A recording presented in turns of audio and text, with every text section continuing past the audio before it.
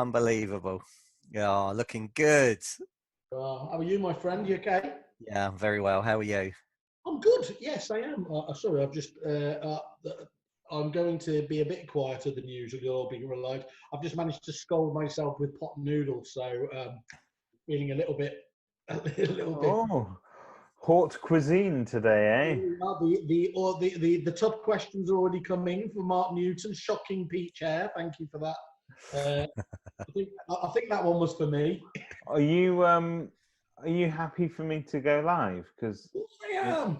We've already looked. The petition's already coming in. Let's have a look. Attendees arriving here. We've got Mark, Nat, Sarah. Hello already.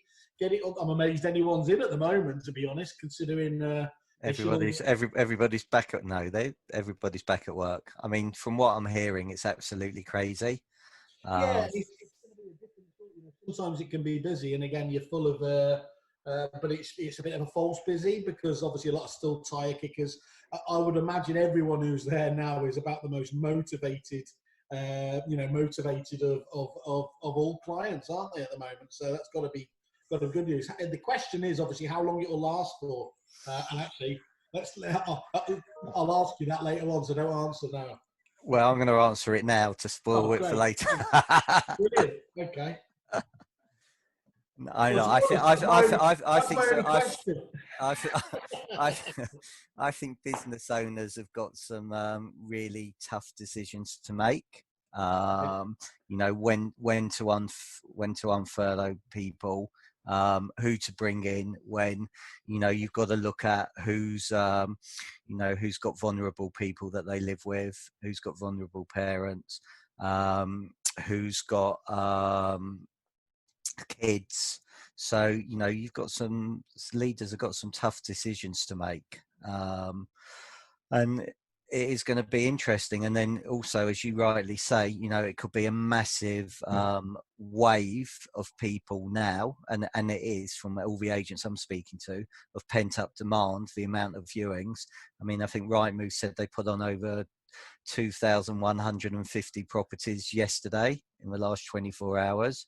I've spoken to an agent today that have had over 200 inquiries in and phone calls already, and it's absolutely crazy. So are you understaffed now? So do you bring people back off furlough now and then you refurlough them in 3 weeks' time if things get quieter, or 6 weeks' time? I believe all of those people that listed property were Kerfuffle clients. I haven't had it confirmed yet. If you want a secret source, I'm going to be keeping one eye on the Q&A. I bet you are. And Andy Overman has asked, when does he get his pink Kerfuffle Speedos? If you don't mind, I'll take that question. Andy, a pair of pink Kerfuffle Speedos, an extra small, is on its way to you. All that we request from any of our fans is that when we send you a piece of Kerfuffle merch, you take a picture of yourself wearing it so that we can post it on all the social media channels. As long as it's not an illegal scene, and I can't stress this enough, no crime watch or anything like that. Okay, Thetford's finest. We kick it off, people. Come on, let's get professional. Let's kick it off. So, this is not a podcast. I have to remember that, yeah? This is a Kerfuffle Campus special with none other than industry great, Mr. Simon Whale. Hey! Well done. And of course, estate agent trainer to the stars, Mr. Stephen Brown from SJB Consulting. Mr. Brown, welcome. Thank you very much, Mr. Mintz. Shalom to you, and shalom. And shalom to Mr. Whale. It's not ski season. What are you on about? I want to know where the crumble is, though. Good. Can I just say, you're looking exceedingly bronzed. You're looking lovely. It's most kind of you. So Speedos that you gave me, I wanted the extra small. I wanted to make sure I could fit into them as well. Can we just? I'll have to take David up on this later, but let's just deal with the first thing. You gave him all of those plaudits, but not the most important one, which is, of course, he is the number one, not just trainer, coach, guru. He's the number one supplier by a country mile on the entire Kerfuffle website, with a scarcely believable 5 out of 5 rating from 72 reviews, 70 reviews. And I'm going to give the social proof to back that up. I have dealt with a lot of trainers in my time, personal trainers mostly for my fitness. I wear those guys out very quickly. But Mr. Brown is more than just a trainer. He's a friend, he's a mentor, he's an inspiration, and he's one of the nicest guys in the industry. And I am not surprised at all that he's got 70 reviews. Absolutely sickening, that is. And Stephen, I'm not accepting cash payments at the moment due to Corona. If you could transfer it, I'd be much obliged. Yeah, for pennies are on the way in the post. You just can't touch them for God knows how long. Really? So what that's left you with there, basically, apart from owing him a pint, is you've got now to deliver, unfortunately, Stephen. So this is going to be a Q&A from the two greatest minds, and David. And we're going to try and just get a feel from you, obviously, about the very liquid situation that's obviously out there at the moment, and any other tidbits you've got. By all means, let's just say hello to everybody. Hello, everyone who's joining us live on here and on Facebook and all the 1,001 different groups that David has managed to stream this to as well. So, well, I suppose let's just kick off. What have you made of the week's announcement so far? Obviously, it's off, it's on. We're back in again. What do you make of that? Well, up to last Sunday, I was a massive fan of what the government had done. The help that they've given to the industry and, you know, all businesses. And then it started off with that slogan, stay alert, control the virus and whatever it was. And, you know, what the hell is all that about? How can you control a virus that you can't even see? And then personally, I thought Boris's speech just totally confused and it doesn't take, I'm very easily confused, but he just totally confused me. You know, are we going back to work? Aren't we going back to work? And then obviously the announcement the following day was just, wow, that's crazy. You know, you haven't given anybody any chance to do anything. But actually, you know, and this is an important point, you know, this is for England. You know, Wales and Scotland haven't gone back to work yet. So all the Welsh and Scottish agents, you know, what can you learn from what, you know, England's going through at the moment? Because you need to get yourself ready. Yeah. You know, there's a lot of agents that are most probably not. There was a lot of, you know, I've been doing a lot of work and a lot of calls with people, and there's still people at 11 o'clock that are in their dressing gown. So this is going to be a massive shock to the system. You've got to be potentially up running, you know, 7 o'clock, 8 o'clock in the morning, and yet. What are they doing up that early at 11? Well, you're just coming in at that time anyway, so. Coming in or coming out? That's a really key distinction there. So I've got to be very careful what I say. If you want to come out to everybody now in public, that's entirely up to you. Now imagine the surprise. None. Worst kept secret in the industry, that. Points about that, Stephen, about Boris, because of course famously he wrote a letter saying why we should be in Europe, and also one that said why we should be out of Europe. So it's in his makeup and DNA, isn't it, to be slightly... It's a typical politician, but what he's done is he's just confused loads of people. So it's absolutely fine for me to go into somebody's house, but I can't see my family. You know, it's crazy. Got a question that we may as well deal with already. Mark Newton has asked, does the panel think that the government were financially blackmailed by the property market to reopen? I'll give you my opinion on that. I don't think they were blackmailed by the property market. I think they were blackmailed by the house builders. I think house builders said, look, we're not bringing back construction workers if we cannot sell the finished product. Yeah. And I think they then put pressure on the government to force the property market to open. And I think, although to the public, we all need to appear to be very enthusiastic and to be embracing new safety measures and to be glad that we're back at work. Personally, there's a part of me that feels we've been thrown under the bus and that we are being sacrificed for the benefit of kickstarting the market again. That's my opinion. So the cynic in me sees that the government have been amazing giving all these grants, these loans of furloughing, etc., etc. But there are 450,000 or 355,000 transactions still going on that are in the pipeline. Getting stamp duty in very quickly is going to help pay some bills. Yeah. Look, from my point of view, I live with a vulnerable person. My wife had a blood transfusion yesterday. Is this the sort of thing that I think's right? No. I totally understand, people have got to earn a living, but for me, it's all about people are far more important. Safety is far more important. You're seeing what's going on in Germany, with a second wave, without a shadow of doubt. I'm not a doctor, but, I think there's going to be a second wave going. I can't see how they can't be. Can you, Stephen? I mean, as you said, we're not doing the Karen from Facebook sort of thing here, but we've seen the way the public was scattering around the parks and everything else before that, and people are London buses and from what I can see, and streets are completely full again now.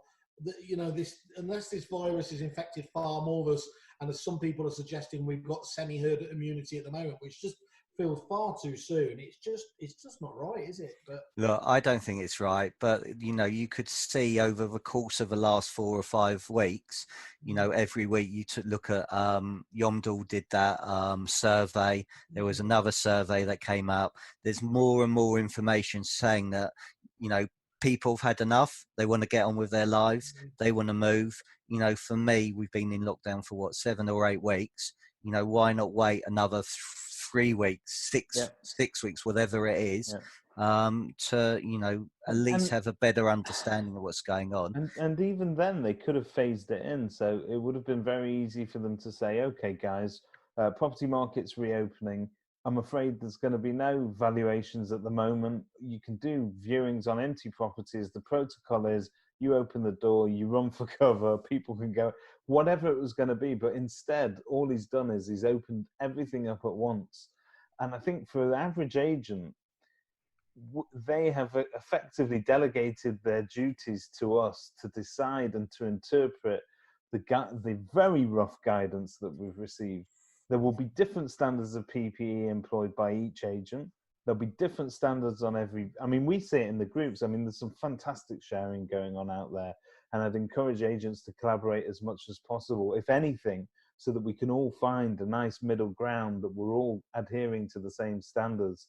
But it's shocking, really, when you think about it. Well, look, we were all immigration officers. We're all immigration officers when it comes to right to rent as well. Yeah. Well, how's that work? Yeah, why are agents and letting agents be given all that liability? It's ridiculous. It's like, for some reason the government and the public don't like estate agents, so let's make sure that they have a disease and let's wipe them out. I've got a really good question that came up today. A colleague that you will know very well within the industry texted me. He said, "Look, I've had a lettings inquiry from a nurse.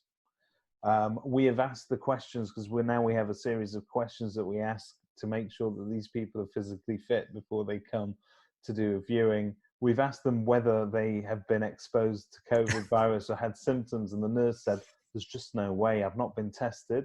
I don't know. I could have been. I do work in a hospital. I am on the front line. I'm a key worker. Let me view the property."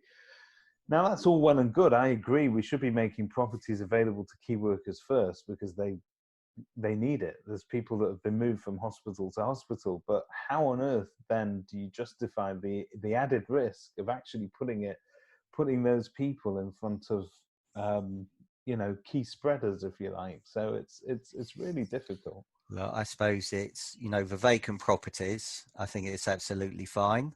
The thing is, if you look at all the reasons why people need to move, so you think you've been in lockdown for 7 weeks, your kids are driving you mad, your wife's driving you mad. I've had people that I know that have passed away, so you're going to have deaths. There's going to be births now. So people are going to need to move. So I can understand why there's this pent up demand. I can understand why people want to put their properties on the market, but it's all about safety, and you've got to be doing exactly the right thing. And you've got to be making that very clear to all your customers, your vendors, your landlords, your purchasers, your tenants, and more importantly, your staff as well, and your team.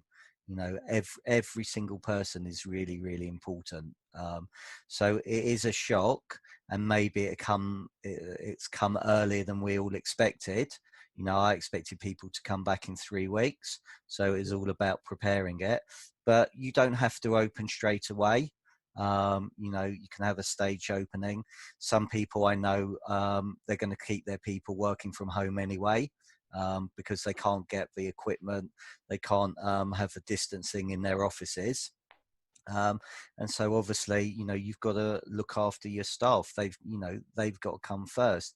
If a vendor is that desperate to sell, you know, if it was me and it was my agency today, you know, I would feel very comfortable turning away business. You know, and that may be very hard to say to take to some people, and some people will think I'm absolutely mad. But you know, that's the way I feel. But everybody's got to be different. It's not for me to tell anybody how to run their business. You know, I know for a fact people were flaunting the guidelines whilst we were in lockdown.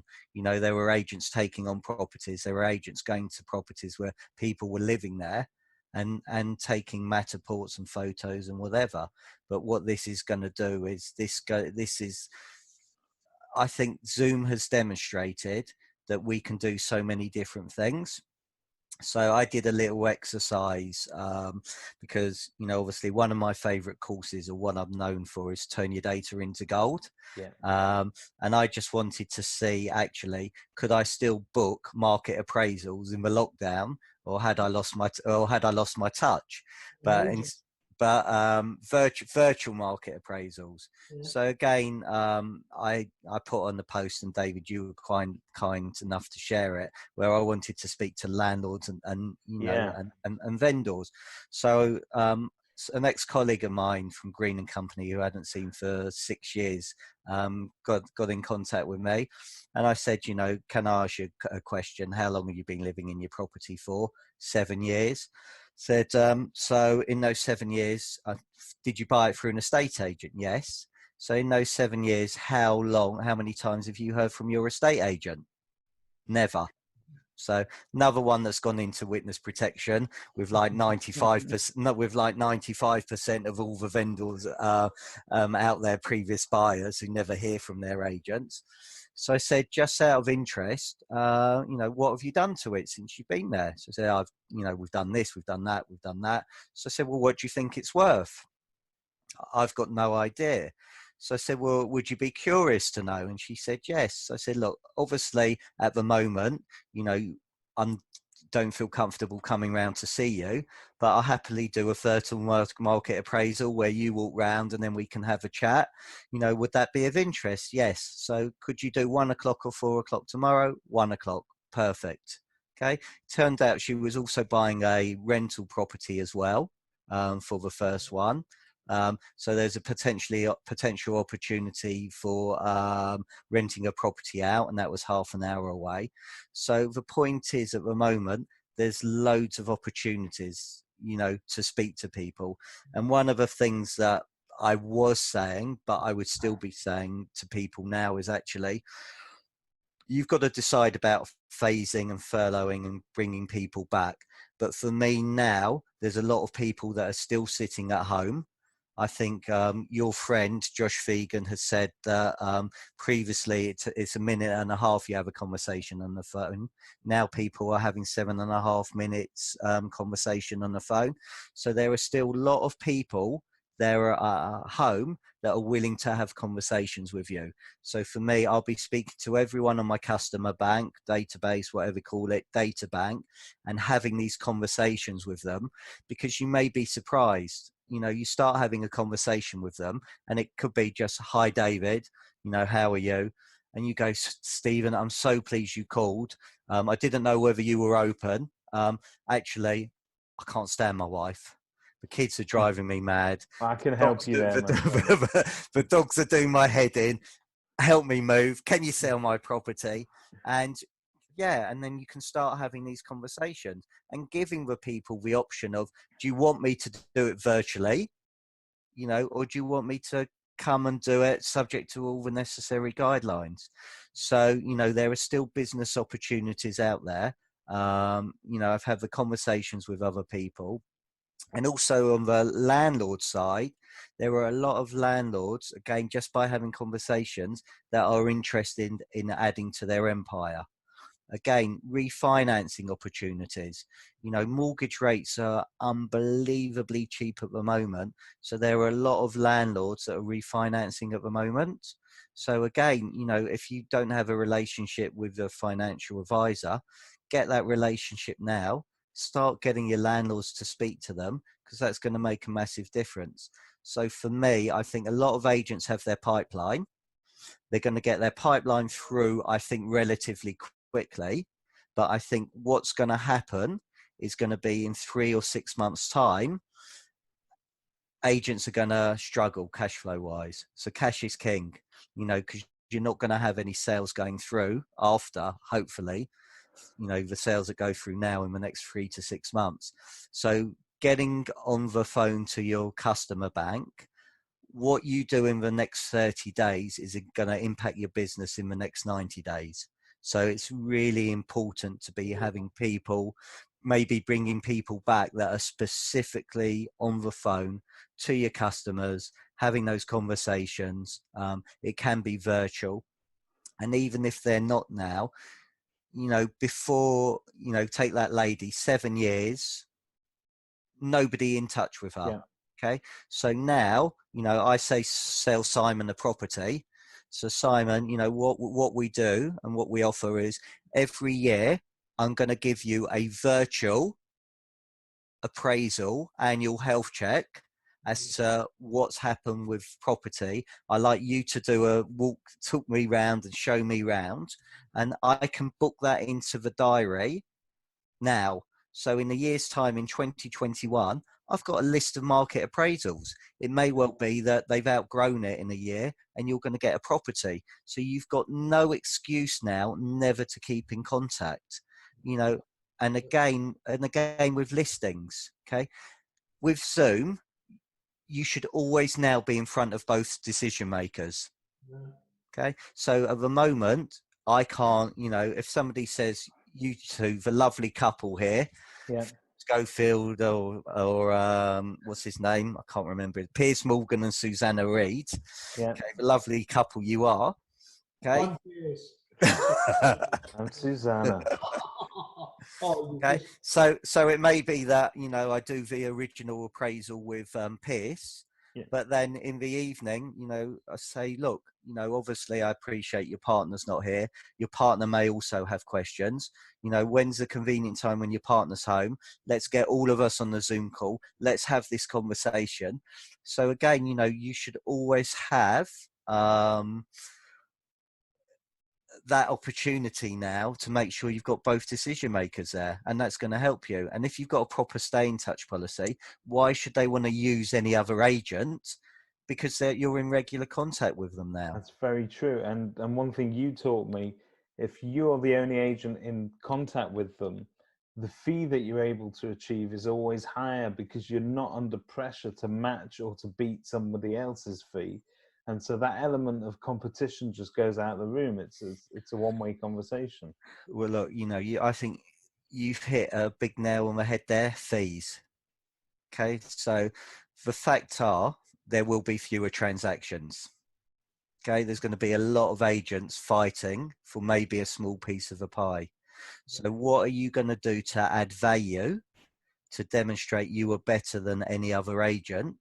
And for me, it's demonstrating that you are a skilled negotiator. So you need to be, and your team need to be working on their negotiating skills. So let's try something here live with 16 viewers or however many people you got. This is either going to go one way or the other. So David Mintz. I think we know which way it's going when you said David Mintz. Go on. So your property, did you buy it through an estate agent? No, I didn't. That's good. Simon, did you buy it through an estate agent? Yeah, of course. Okay. So when you bought the property, how long ago? 10 years. 10 years ago. So how many times you heard from that agent? Okay, so you're in witness protection as well. Okay, when you bought that property 10 years ago, Simon, would you have paid any more money for it? Sorry, can I just change that last one? I've had a generic mailer, which was homeowner, even though they had my details. They're probably even worse because it pissed me off even more. Sorry, just say that again. So when you bought the property 10 years ago, would you have paid any more money for it? Yeah, probably, yeah. Okay, how much more, please? I don't know, a couple of dinners, about 50 grand. Okay, joking aside, how much? Yeah, no, probably, yeah, but about 50 grand. You would have paid £50,000 more, seriously? Yeah, seriously, yeah. Okay, so would you have paid 51? I'm the world's worst person because I will pay, but I wouldn't have been able to because I'd have been maxed out at that stage. Okay, but you would have definitely paid £50,000 more. Yeah. Okay, so let me ask you a question, Simon. Who would you prefer to sell your biggest tax-free asset? Me, who's demonstrated in 30 seconds I would have got an extra £50,000 for you, or the agent that cost your vendor £50,000 for their biggest tax-free asset? Who would you? Let me just check they're not on one of the viewers. Yeah, very good. No, who would you prefer, Simon? I don't know. Could I do with an extra 50 grand? I mean, it's chump change, but yeah, I suppose so. Okay. So look, the investment in my services is 2% plus VAT. And actually, if I charge you 10% plus VAT, I'll still be cheaper than the other agents. You just took my forelock. Thank you, sir. But the point is, that's a very easy way of demonstrating I'm a skilled negotiator.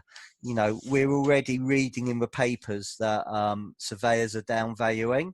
We're reading in the papers that the property market's going to drop by 20% or 30%, depending on who you read. So again, one of the things that I'll be doing is I'll have a repayment calculator. And just work out, if you were to pay an extra £5,000 based on the 25-year loan and an interest rate's 1.5%, do you know how much that amounts to? £1.44 a week. Over the course of a year, that's £75. Well, that's a steak cake. There you go. Bring back Greg's. Greg's steak. When are they coming back from? Yeah. So, one of the things that, I think as agents, we need to be skilled negotiators, skilled professionals, and we need to be fighting every single penny for those vendors. And likewise, we need to be able to answer the question that's going to be thrown at us. The Daily Mail, the Daily Express, whatever paper says prices are going to drop by 50%. How's our team going to answer those questions? So now again, so if we take Roger Federer, okay, he's a decent tennis player. He's won a few Grand Slams. He doesn't turn up before we play tennis and just hit a few balls and think he's going to win a Grand Slam. He practices 6 or 7 hours a day.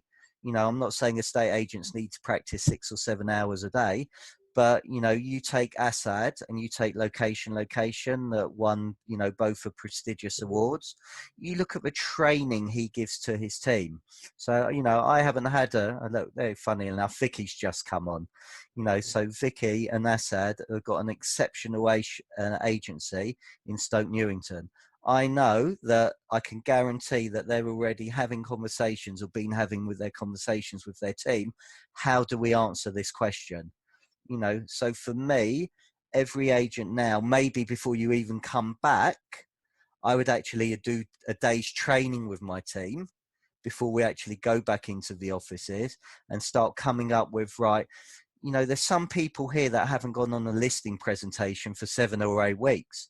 They're going to be rusty. It's like going into a ring with Mike Tyson and, he's been practicing. He looks very lean and fit at the moment. And you're standing there and you haven't done anything. I don't think you're going to last very long. So me getting back into that first pub, it's going to be... Hold you back. And you're right. In many ways, the questions that you're going to get asked on a market appraisal or valuation, whatever you choose to call it, they're going to be tougher than normal because people are going to have anxieties that you're going to need to give them comfort on. So one of those anxieties is obviously going to be safety in general. So how do I market my property and keep myself safe? But the other thing is going to be on value. I mean, they're going to want to know. So I don't know if you watched the news report last night, but they shadowed some valuer who I thought actually handled it okay. It's obviously all staged, so he turns up at the house with his mask on and his clipboard, classic estate agent clipboard. By the way, I haven't seen a clipboard in 20 years, so I don't know where they come from. But he turns up with the clipboard and he walks around the house and he says to the woman, I'm not going to tell you that your house value's dropped by 10% because I haven't got evidence to prove that at the moment. And he's right. For these next this is the golden time. For the next few days, next week maybe, you've got no comparable evidence in terms of where the market's at. It's only when we start to sift through all the transactions that are held up in the pipeline to see whether they are now going to go through at the figure that we agreed pre-COVID. And there will be some casualties along that way. And then you see the new offers that start to come in from buyers on stuff that you've got available. I think very quickly, within a month or so, we're going to get some of that evidence out there that people are referring to. And again, I think this is one of the difficulties mortgage valuers are going to have, recent comparables. So we think that isn't there an argument for that? Obviously, there is a huge amount of demand at the moment as well. Don't we think that initial bout of demand would stop that initial crash that we were talking about? And of course, the other thing about, every one of those headlines, like a Daily Express fear factor, is actually an opportunity for you in reality, isn't it? Because of course, the angle is, look, you may have heard and seen a lot in the national news again, but just to remind you, the property market is local by definition. Would you like us to obviously talk to you about that? That's wherein you can make really, you can do well in this market. And I think you've probably got three different types of valuation or instruction now that's going to come up that perhaps will resist a drop. So let's not forget, we've all been at home, and we've all been nagged by our other halves. So our houses, technically speaking, should be looking better now than ever before because we've all attended to these odd jobs of bits and pieces that need painting. Not Simon, obviously. You've been banished to the shed. But, for the more capable men, we've all been out painting and fixing our roof tiles and all that sort of stuff. So the state of a house is going to be better. So the quality of the stock being brought to the market should actually be better as well. The other thing that you've got is you've spent all of these weeks inside with your kids and the dogs, and you have now worked out what it is that you need from a house, be that an extra room, be that more room in the garden, whatever it may be. So there will be moves that will be precipitated and pushed by this whole COVID thing as well. And then that third group of buyers is probably just the people that wanted to buy before COVID, have got a mortgage offer still burning a hole in their pocket and need to get on that ladder. So look, and also interest rates are, money's still cheap. Yeah. And actually there's a shortage of properties at the moment. So actually for me, I would really get to know my buyers at the moment. I really want to know who's looking to move. And actually, I think as agents, you need to be deal makers. So I think there'll be a lot of off-market deals being done as well. You need to be treasuring everyone who fails with a bid anywhere. They need to be nurtured onto the next sale, don't they, as best they can? Yeah, well, look, I'll go through every old offer I've had this year on all the property, be speaking to those vendors, having those conversations, because maybe that offer wasn't acceptable then. If the buyer's still there, maybe that offer's acceptable now. So that's an opportunity. And just coming back to David, what you said about people living in their home, it's an opportunity for agents to be educating people that they need vendors need to get their house showroom ready. So, if they're going to market their property, they want to make sure that, your job as agents is to maximize their biggest tax-free asset. They want to make sure it's ready. And secondly, what I'll be doing is, I'm sure you guys, well, Simon, Gazelle, you come across Gazelle. So for me, Gazelle offer this free service where they can get every vendor to digitally fill in all their property forms that are Law Society based. Costs you nothing. Obviously, you've got the reservation agreements, which I think will help get commitment and security for people. But for me, that's a no-brainer. If I'm an estate agent now, I'd get every single property, every single vendor that I've got, get them to speak to Gazelle or whoever, their own solicitor, get their solicitor to send them fixture and fitting forms, property information forms, seller information forms. So literally, as soon as they found a buyer, papers are going to go out. So two things. Time on market obviously is very important for a vendor, and you want to take the stress out of the sale, so you want to help them. But also from your agent's point of view, when you're competing against other agents, you want to demonstrate that your time on market is considerably different and better than your competitors. And I do a lot of research when I go in and do some work with agents, and it's amazing, the days on market, one agent could be 50 days and one agent can be 150 days, and it's massive, and likewise your achieved price to asking price, I do a lot of research on that.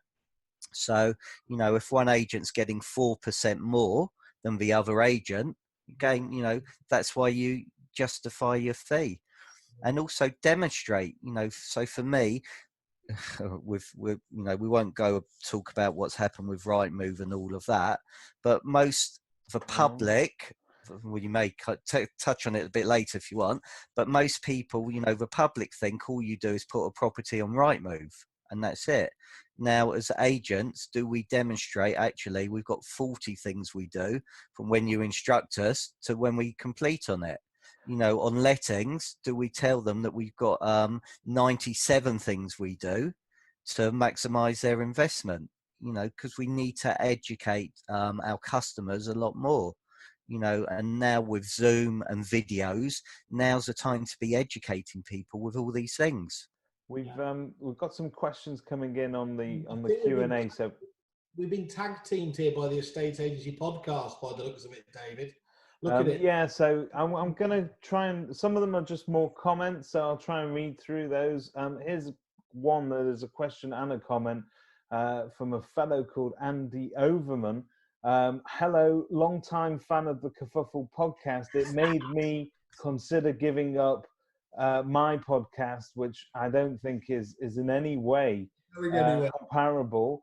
How does Stephen recommend that those that are furloughed are kept match fit, both mentally and physically? Now, Stephen, we haven't got the time to go into all of Andy's anxieties here in this question, and our thoughts and prayers are with him. But I think you've touched on two things that I think really answered that question before, that estate agency owners can be talking to their staff now and anticipating the questions that they're going to be asked over the next 2 weeks. So again, for me, I think you need to, if you're a business leader, you need to get all your team involved. You need to make sure they're match fit. I'll be getting them to go onto the SJB Consultancy Facebook page. Every morning a podcast, a YouTube video is being put on there and asking for people's comments. And again, it's about accountability. So it's great if your team go on there, but you need to hold them accountable. So I'll say, right, let's get on a Zoom call at 1 o'clock. Tell me, David, what's one thing you learned from it? Simon, what's one thing you learned from it? And it's got to be different to what David said as well. So there's so much free stuff out there. It's incredibly sad what's happening. As we said earlier, people are dying, but also this is a great opportunity to upskill yourself, to refine your skills, to become a better lister, a better negotiator, a better objection handler, a better person for asking for the business. And I would get all my listers on a Zoom call like this. Simon, okay, you're going to be the agent. David, you're going to be the vendor. Stephen, you're the observer. Let's talk about fees, you know, and let's practice these and get these That right. dialogue. You know, the other thing is, other couple of things is knowledge. Okay, you need to be the most knowledgeable people in your areas. Okay, so give everybody to come up with a knowledge Bible and then start testing them. You know, so supermarkets, gyms, golf courses. You know, so sit down with your team and ask them every single question we've ever been asked by our customers. Simon can tell you every single takeaway within a 2-mile radius of his office. Perfect. There you go, Simon. You win that prize. Okay, a year supply of Greg's for you. Okay, but again, that's one thing you can do, and also, you know, now's the time to actually do a Bible of excellence.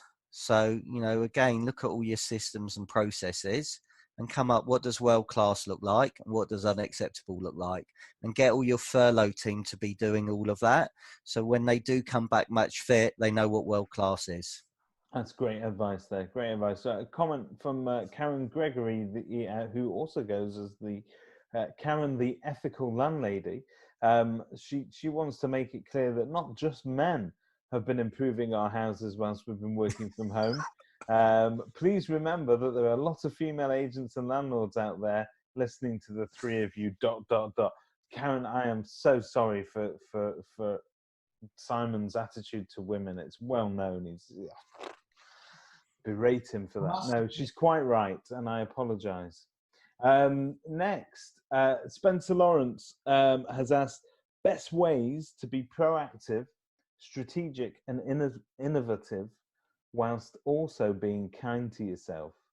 It's a really interesting question because we're all going to go back into work now, Stephen, and we've been at home being very kind to ourselves for the past 7 or 8 weeks.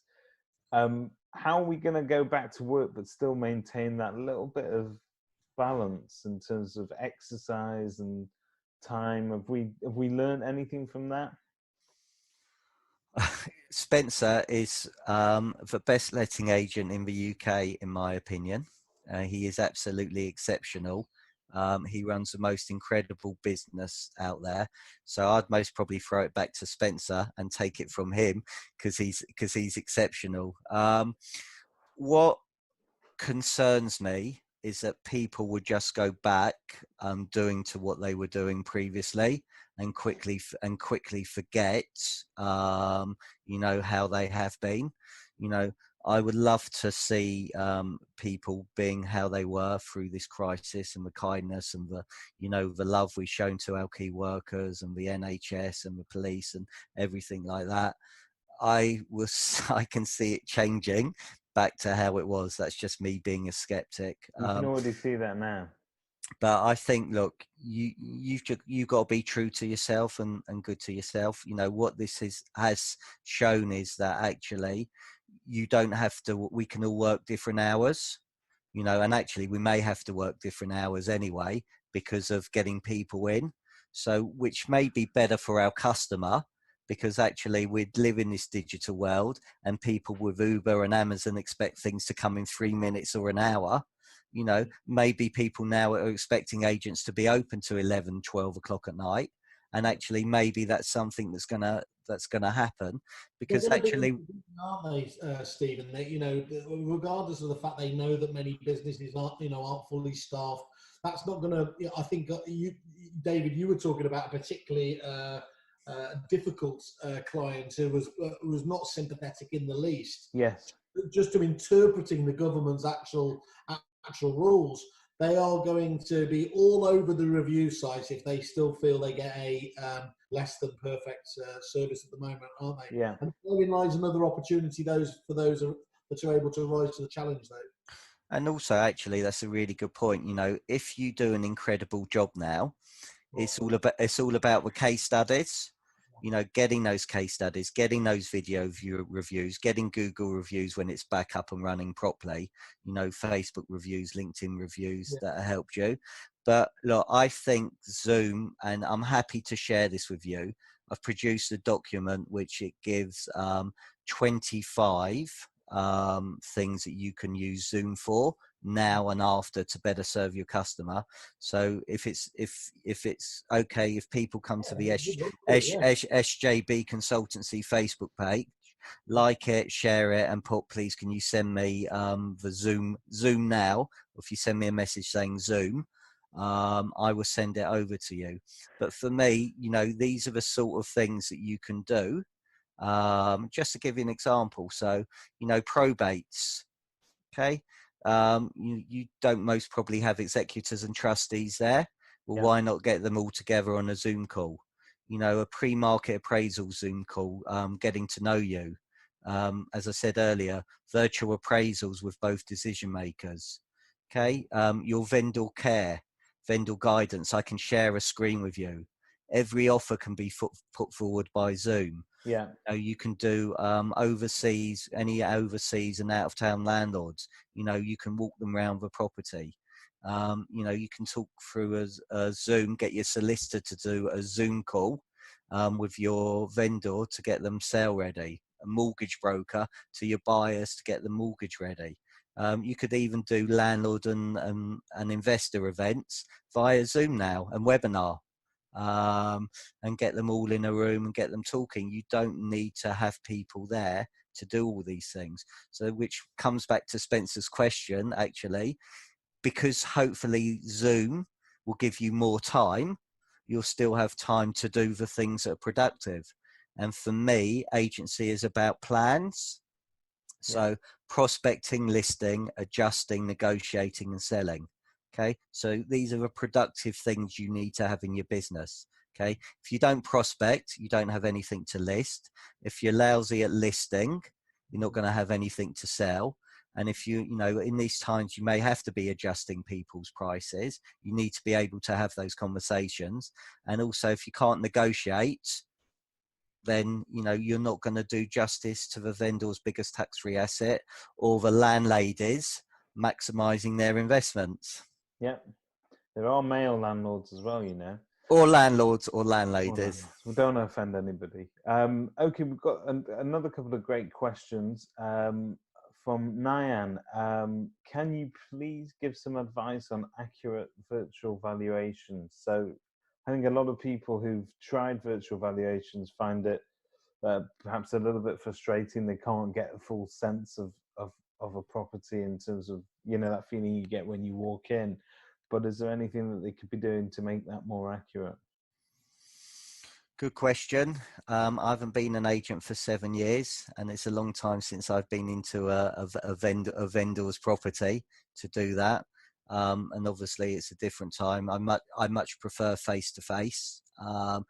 But actually, like this, I still think you can build a relationship with people by doing it.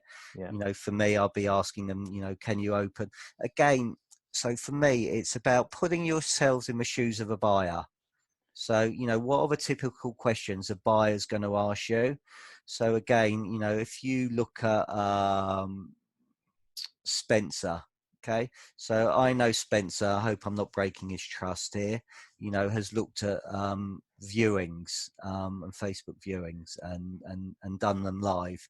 And it's gone from, I just opened the door, to the tenants are saying, well, actually, can you open the cupboards? Can you show me how big the washing machine is? Can you show me how big the garden is? Would you mind stepping into that loft and looking at the loft? Can you show me what the boiler is? Yeah. These are the things that the questions that you're going to be asked by any potential buyer or tenant.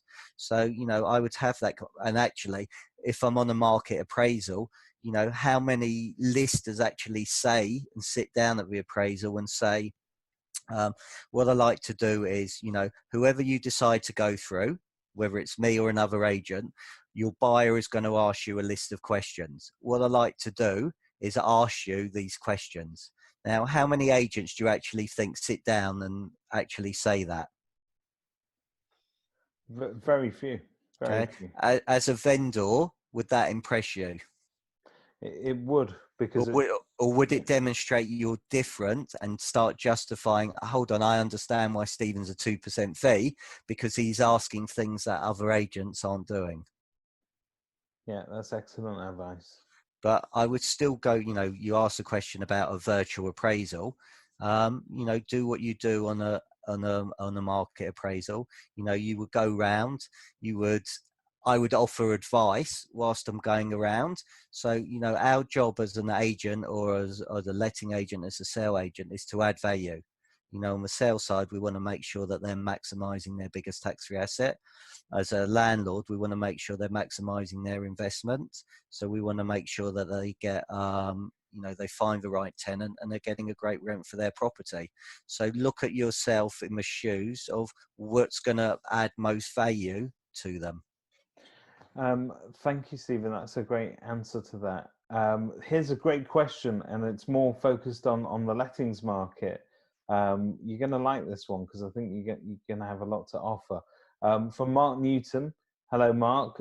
Simon, you need to send Mark some Kerfuffle merch. He's specifically requested. I've got his address. I need landlords or landladies. What can I do to get them, as I don't have a marketing department? I don't have a big budget, and I also don't have a big database to feed off.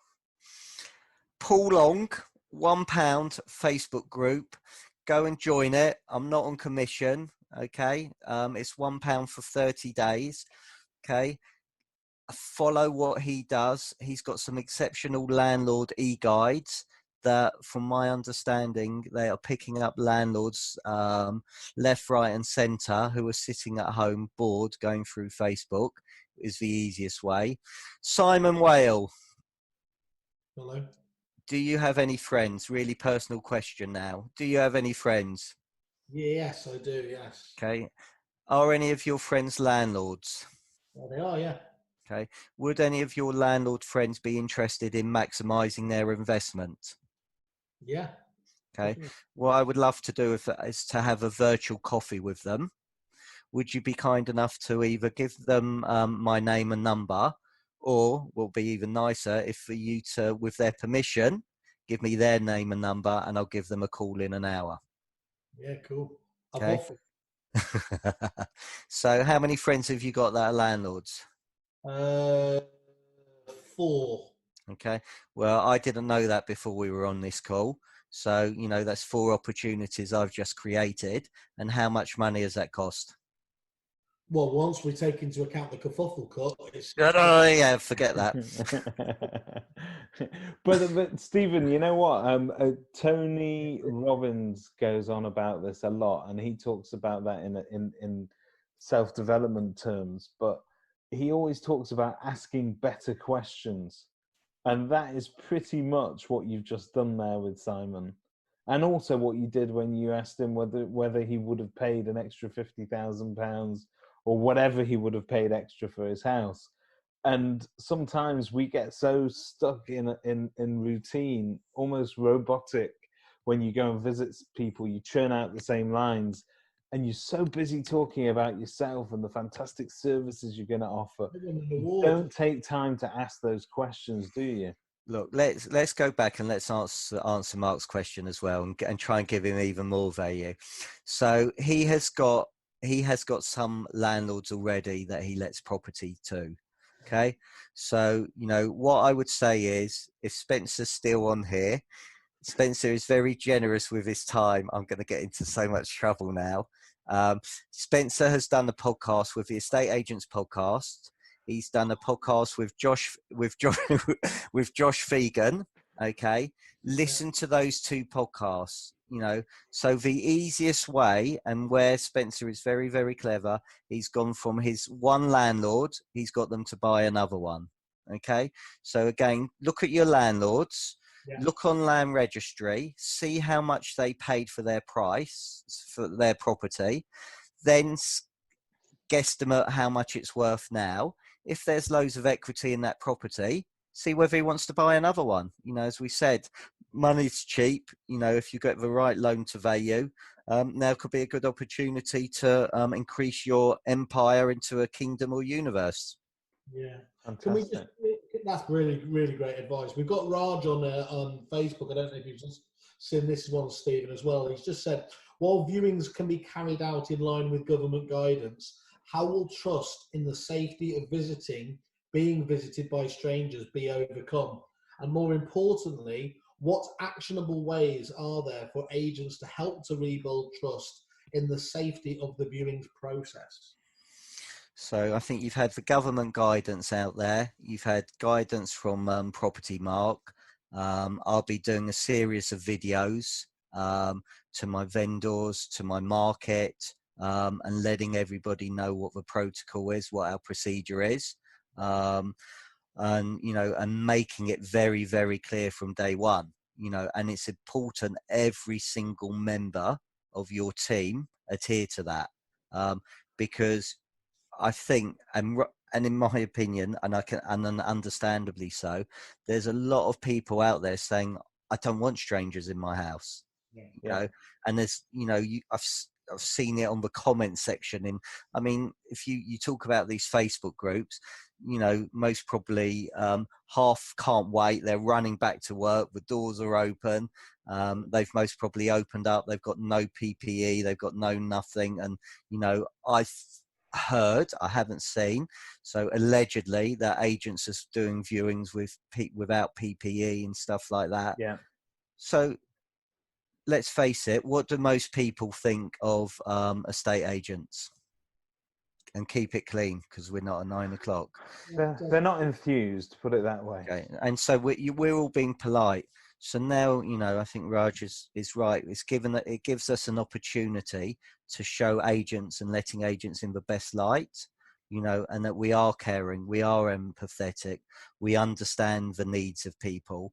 It has to be safety first. That is the most important. We are following every guidance, and and I think video is a really easy way to get your message. Raj should check out, if you go to the Facebook page for Normie and Company, our company. Yesterday I did a video yesterday afternoon, just explaining what the new protocol was going to be with regards to viewings, how we were dealing with PPE, how we intended to sort of deal with viewing requests. The whole thing's about 5 minutes, but I'm going to tell you two amazing things that happened after that. One, I got a comment from a lady that said, after the confusing address that Boris gave on Sunday night, David Mintz is the only one that makes any sense. And that's never ever been said before. But this lady is actually a tenant in one of our rented properties. And again, she then texted me later to say, look, I'm thinking about buying a house in the future. It's actually now good to know exactly how I can view that. So you're going to give people comfort, and I think if you can get the tone of the video right and that you're sincere, you're going to calm a lot of people down.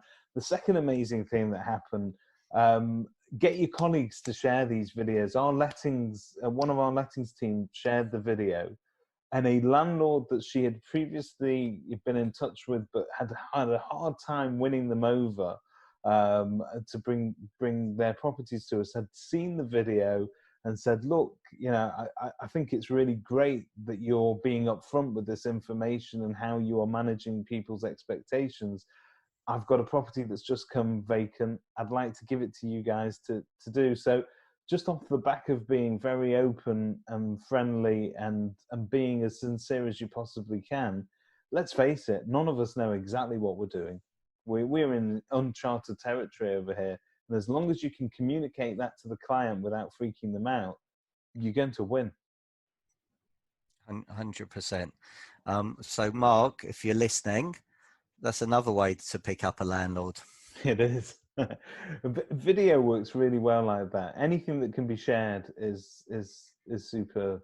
Look, I think for me now, video and Facebook makes it a level playing field. So, I would be doing loads of videos, loads of community stuff, adding value. If we take our good friend, Oliver James, and his community group, M44, he's got 3,000 people on that. I mean, that's incredible. That's a massive, massive audience. You know, and what was interesting is I think I've seen 2 or 3 people, I think it was Ollie actually, that did a poll. Estate agents are going back to work. He had over 300 responses. He did on that. You know, and I've seen another poll. So we talk about, you know, Instagram. And again, you know, if you're a landlord, are you looking to increase your portfolio now? Yes or no? You know, are you a seller? Are you looking to sell now or in 3 months or not at all? You know, and start doing these polls and seeing what, you know, what the feeling is in your area as well. Fantastic. Any other questions there on Facebook? No, that was it there. There's been a good viewership there. They're all enjoying it. So I think that's fantastic. I have to apologise to you, actually, Stephen. I undersold it for the first time in my life. I said you were number 1 on Kerfuffle with 73. It's actually 74. Paul Rolfe gave me a bit of a kicking because one of your video reviews wasn't showing and it was sat in my inbox.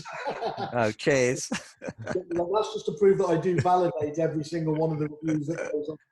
I'm going to spin it as a positive. You've got to be even further whilst sat in your seat. Perfect. There you go.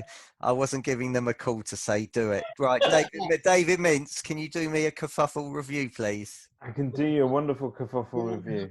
That's what most Brits don't get, isn't it? Stephen, you've been absolutely fantastic again, open as ever. The fact you're sporting the merch is just makes me love you even more. I've never ever heard a bad word about you, which makes it even more sickening. Thanks for giving up your time again, and obviously we'd love to catch up with you in a few weeks' time. No, appreciate it. Thank you for having me on. I think you two are doing a fantastic job with all the Kerfuffle campus. It's absolutely brilliant, and the value that you're giving. And even though you may be a rival podcast, there is still loads and loads of great stuff. So, you know, tune into Kerfuffle, tune into the Estate Agent Podcast. You know, there are also other good podcasts out there as well. What? Which order? That's the clip we needed. Let's go. We've done it. Thank you very much, Stephen. Take care. You're welcome. Thanks a lot. Everybody, thanks for attending. Stay safe, everyone.